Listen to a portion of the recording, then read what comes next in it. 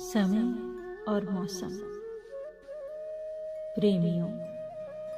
मेरी किताब की नज़्मों में गर महसूस करो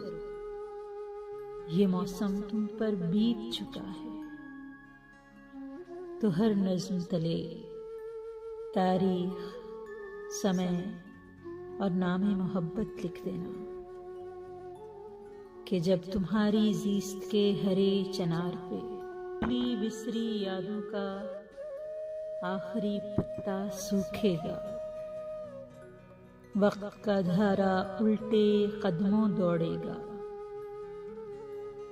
और तुम अवराक पलट के देखोगे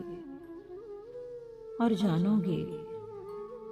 तब मैंने तुम्हारी आंखों में कितने चांद फरोज़ा करके कैसे लम्हे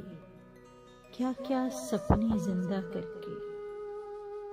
कब किस मौसम का रंग भरा था, और उस समय प्यार का बौसा दर्द का लहजा कैसा था।